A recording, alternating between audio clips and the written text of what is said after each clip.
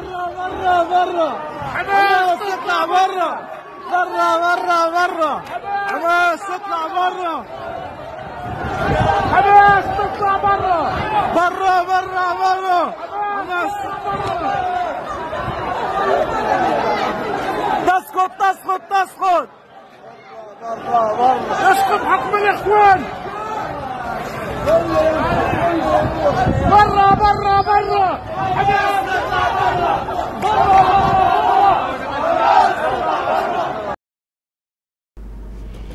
Hamas দূর হটো, এটাই হচ্ছে কথা। ওনাদের যে ভাষা সেটা তো আমরা বুঝতে পারি না সহজে। তো মিডিয়াতে খবর এসছে যে যেটা বলতে চাওয়া হয়েছে সেটা হচ্ছে যে হামাস দূর হটো, আমাদেরকে শান্তিতে থাকতে দাও, এই হচ্ছে বক্তব্য ওখানকার মানুষের। প্রিয় দর্শক, আমি শফিকুল ইসলাম এবং আপনারা দেখছেন আরামবাগ টিভি। দর্শক, আমি আগেই বলেছিলাম যে মানে প্রতিবাদ যেটা সেটা ওখান থেকেই হওয়াটা দরকার। যদি ওই গাজাতে যারা রয়েছেন প্যালেস্তাইনি, যদি তারা ভালো থাকতে চান তো তাদেরকেই সবার আগে রাস্তাতে নেমে হামাসের বিরুদ্ধে প্রতিবাদ গড়ে তুলতে হবে। হামাস যেভাবে চলার চেষ্টা করে তার প্রতিবাদে গর্জে উঠতে হবে এবং হামাসকে দরকার হলে ওখান থেকে উৎখাত করতে হবে। কারণ হামাসের জন্যই তারা ক্ষতিগ্রস্ত হচ্ছেন। তারা সাধারণ মানুষ, তারা এত কিছু বোঝেন না, একটু শান্তিতে থাকতে চান, বাচ্চাদেরকে নিয়ে ঘর সংসার করতে চান। তো তাদের এগুলো সব তছনছ হয়ে যাচ্ছে কাদের জন্য? হামাসের জন্য। হামাসের কিছু নীতি তারা ঠিক করেছে, যার জন্য ক্লাশ তৈরি হচ্ছে, সংঘর্ষ তৈরি হচ্ছে, সমস্যা তৈরি হচ্ছে, সংঘাত তৈরি হচ্ছে। তো যদি থাকতে চান তারা শান্তিতে তো সবার আগে তাদেরকে হামাসের বিরুদ্ধে গর্জে উঠতে হবে। তো তাই দেখছি দর্শক ওখানে শুরু হয়েছে। তারাও বুঝতে পারছেন ওখানকার সাধারণ যারা জনতা যে হামাসের জন্যই আমাদের সর্বনাশ হচ্ছে। হামাস এমন কিছু বিষয়কে নিয়ে চলছে, এমন কিছু নীতিকে নিয়ে চলছে যেটা আপত্তির কারণ হয়ে দাঁড়াচ্ছে অন্যদের মধ্যে, এবং তারা এমন কিছু ঘটনা ঘটাচ্ছে যেগুলো সহ্য করা যায় না। তারাও বুঝছেন যে শুধু অন্যদের আপত্তি না, আমরাও সহ্য করতে পারি না। এই যে চুক্তিটা হয়েছিল যুদ্ধবিরতির ইসরায়েলের সঙ্গে, সেখানে বন্দি মুক্তির ব্যাপার স্যাপার ছিল, কিন্তু সেখানে দেখা যাচ্ছে যে বাচ্চাদেরকে মেরে ফেলা হয়েছে, যেটা ইসরায়েল মানে যেটাতে খুবই ক্ষুব্ধ এবং সেই জন্য তারা আবার হামলা চালাচ্ছে পাল্টা। তো এই ধরনের বিষয়গুলো কেন হবে? এই ধরনের বিষয়গুলো কেন হবে? আর আমরা এত ৭-৫ বুঝি না, আমরা থাকতে চাই একটু ভালোভাবে শান্তিতে। তো আমরা কেন বলি হয়ে যাব? আর এনারা সব বলি হয়ে যাচ্ছেন এই কারণে, কারণ এদের কি মানে এনাদের কি তো সব ঢাল করে হামাসের লোকজনেরা বাঁচতে চান। তো সেই জন্যে মানে তারাও টার্গেট হয়ে যাচ্ছেন। যেমন হামাসের যে কতগুলো কৌশল আছে দর্শক, নিশ্চয়ই তো আপনারা জানেন, আমি এর আগে একটা চর্চা করেছিলাম। হামাস যেটা করে মানে মসজিদের নিচে বাংকার, হাসপাতালের নিচে বাংকার, যেখানে সাধারণ লোকালয় সেখানে শেল্টার, মানে এমন এমন জায়গায় তারা থাকার চেষ্টা করে যেখানে সাধারণ মানুষ থাকেন বেশি। তো তাদেরকে তাদের আড়ালে মানে যদি এবার ধরুন সাধারণ মানুষ আছেন সেখানে সহজে হামলাও কেউ করতে পারে না, করলে একটা অন্য প্রশ্ন তৈরি হয়। তো সেটাকেই কাজে লাগায় হামাস, যে সাধারণ মানুষের বসবাস আছে তো সেখানে আমরা ঢুকে থাকবো, আমরা হাসপাতালের নিচে ঢুকে থাকবো, তাহলে হাসপাতালে আক্রমণ করতে পারবে না, আমরা বেঁচে যাব। তো এই যে ঢাল করা হাসপাতালকে, মসজিদকে, তারপরে আরও সব মানে লোকালয় যেগুলো সাধারণ মানুষের, স্কুলকে, এই যে ঢাল করে যে থাকার একটা চেষ্টা হামাসের। তো এটা এবার কি হচ্ছে, এবার হামাসকে শেষ করতে এখন ওইগুলো টার্গেট হয়ে যাচ্ছে। হামাসকে শেষ করতে ধরুন যেটা জানা যাচ্ছে যে অমক হাসপাতালের নিচে বাংকার আছে, তার নিচে হামাসের সব নেতারা সব থাকেন। তো এবার হামাসকে নেতাদেরকে মারতে হবে, তাদেরকে শেষ করতে হবে, কারণ অশান্তি বেশি করে তৈরি হচ্ছে। তো তাদেরকে শেষ করতে গিয়ে আবার গোটা হাসপাতালটা টার্গেট হয়ে যাচ্ছে, স্কুল টার্গেট হয়ে যাচ্ছে। ফলে এতে কি হচ্ছে যে মানে 5 জন হামাসকে মারতে গিয়ে সাধারণ মানুষের অনেকের মৃত্যু হয়ে যাচ্ছে। তো এবার কিন্তু এগুলো বুঝতে পারছেন এলাকার মানুষজন, বা তাদেরকে বোঝানো হচ্ছে যে যেটা চলছে এইভাবে চললে তোমরা কিন্তু শেষ হয়ে যাবে, সুতরাং তোমাদেরকেই পথে নামতে হবে।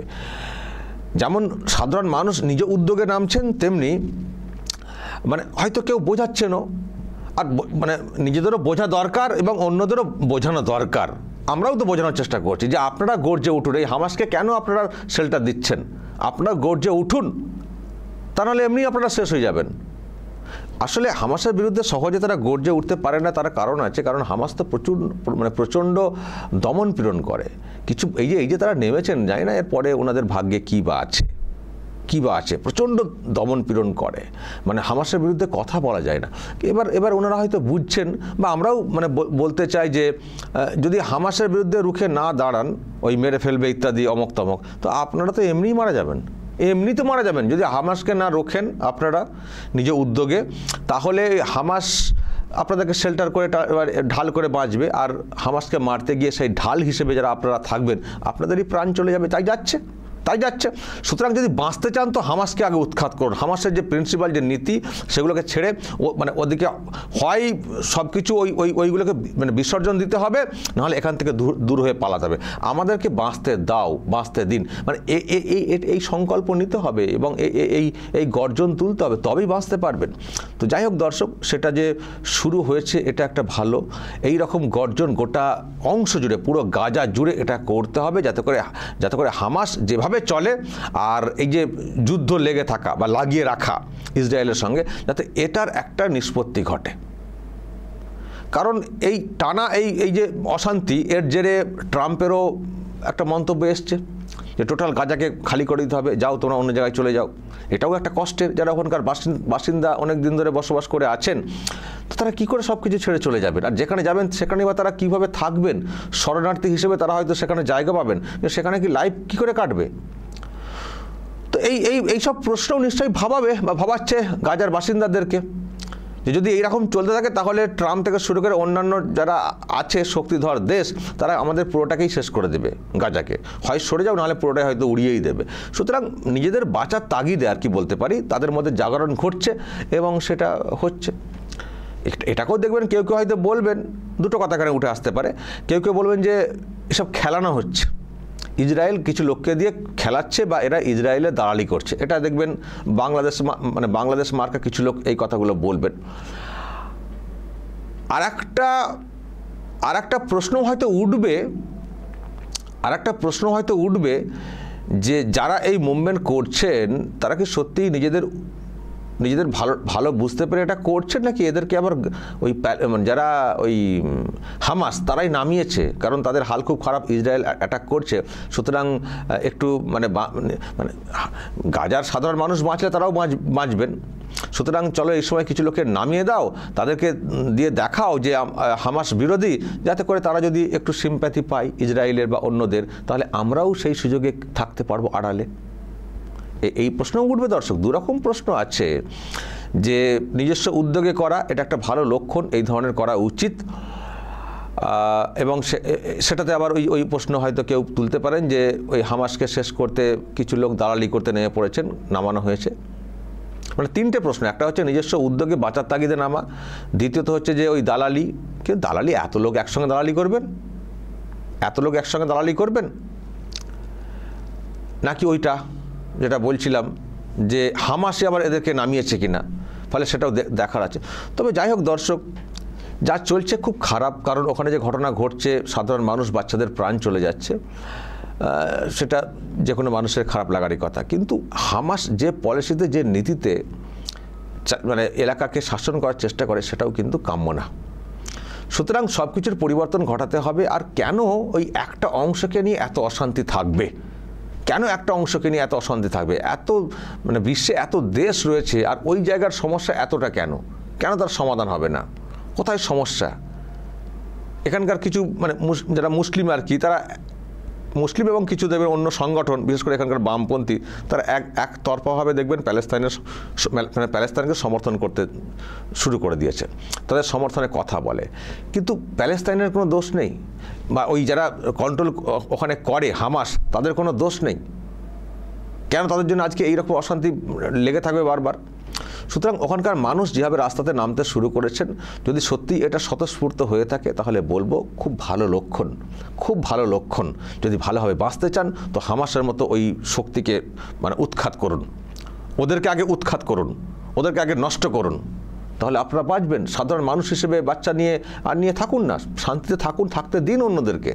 কেন এই ধরনের এত ধর্মীয় গোড়ামি বা এই ধরনের মানসিকতাতে উত্তীর্ণ থাকবেন যে অন্যদেরকে মারলে জান্নাত চলে যাব? এই মানসিকতায় কেন থাকবেন? নিজেদেরকে পরিবর্তন করুন। তো সবার আগে ওই সব লোকজনদেরকে উৎখাতের ডাকটা যেটা দিচ্ছেন দিন, ভালো করে দিন, জোরালোভাবে আওয়াজটা তুলুন, তারপর দেখা যাবে কি হয়। তবে দর্শক, এটা বলতে হবে অত্যন্ত সাহসী একটা পদক্ষেপ হামাসের বিরুদ্ধে রাস্তাতে নামা। যদি সত্যি ইনারা স্বতঃস্ফূর্তভাবে নেমে থাকেন, সত্যিই খুবই সাহসী পদক্ষেপ। আমরা লক্ষ্য রাখছি আগামী দিনে কোন দিকে যাচ্ছে পরিস্থিতি। যদি এটা ড্রামা হয়ে থাকে, যদি এটা হামাস করিয়ে থাকে, তাহলে সেটা তো একটা সময় পর শেষ হয়ে যাবে। আর যদি সত্যি এটা স্বতঃস্ফূর্ত মুভমেন্ট হয়ে থাকে, তাহলে এই মুভমেন্ট আরও জোরালো হবে। আর এই ধরনের মুভমেন্ট হোক, সেটা আমরা চাই, আরও অনেকে চাই, অনেক দেশ চাই, নিশ্চয়ই তাদেরও সমর্থন আসবে। ফলে যদি তার মাধ্যমে হামাসকে উৎখাত করে একটা শান্তিপ্রিয় জায়গা হিসেবে ওখানে রূপ দেওয়া যায়, তো তার থেকে খারাপ কি, মানে তার থেকে ভালো আর কি হতে পারে, তাই না? দর্শক, বলবেন যা দেখছেন শুনছেন, যদি এই নিয়ে আপনাদের কিছু বলার থাকে অবশ্যই বলবেন, কমেন্ট বক্সে নজর রাখবেন আরামবাগ টিভিতে।